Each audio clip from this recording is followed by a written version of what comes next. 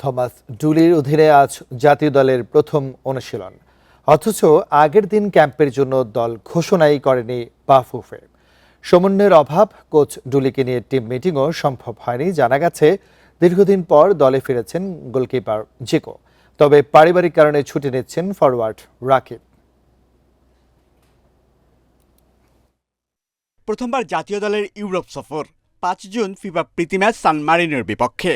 প্রত্যাশার পারদ চড়িয়ে অনেকটা তড়িঘড়ি করেই যুক্তরাষ্ট্রের থমাস ডুলিকে এনেছে বাফুফে। সান মারিনো ম্যাচ এই কোচের জন্য পরীক্ষা।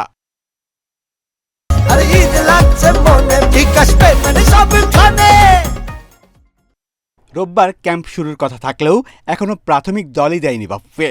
ডুলির সহকারী কোচ চূড়ান্ত না হওয়ায় বাতিল হয় টিম মিটিং, পিছিয়েছে ক্যাম্প। এসব নিয়ে অনেকটাই নিশ্চুপ ফেডারেশন কর্তারা।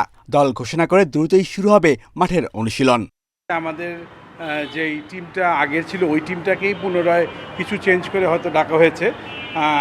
আমাদের নতুন কোচ যে আসছেন থমাস ডুলি, উনি আপাতত এই খেলাটার যে ফ্রেন্ডলি ম্যাচটি আছে এটার জন্য ওনাকে দায়িত্ব দেওয়া হচ্ছে। তারপরে উনি ঢাকায় যে কয়দিন পারেন বসুন্ধরা এরিয়াতে উনি তার অনুশীলন শেষ করে পরবর্তীতে সেন্ট মারিনোর জন্য ওনারা চলে যাবেন।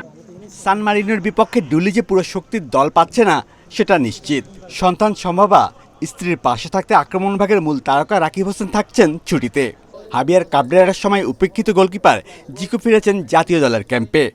ডুলি কিন্তু নতুন কোচ হতে পারে, কিন্তু উনি কিন্তু আমাদের বাংলাদেশ সম্বন্ধে ওনার বেশ ধারণা রয়েছে। তার সে অনেক কিছু অ্যানালাইসিস করেছে এবং আমাদের সাথে যখন তার ইন্টারভিউ হয় তখন উনি কিন্তু আমাদের প্রত্যেকটি খেলা ওনার কাছে উনি একটা পাওয়ার পয়েন্ট প্রেজেন্টেশন দিয়েছিল এবং উনি প্রত্যেকটা খেলাতে প্রত্যেকটা প্লেয়ারের নামও সে জানে। গুঞ্জন আছে টেকনিক্যাল কমিটির দেয়া 30 ফুটবলারকে নিয়ে শুরু হবে ডুলির ক্যাম্প। সহকারী কোচ হিসেবে থাকছেন সেই হাসান আল মামুন। Shamim Ahmed, independent news, Dhaka.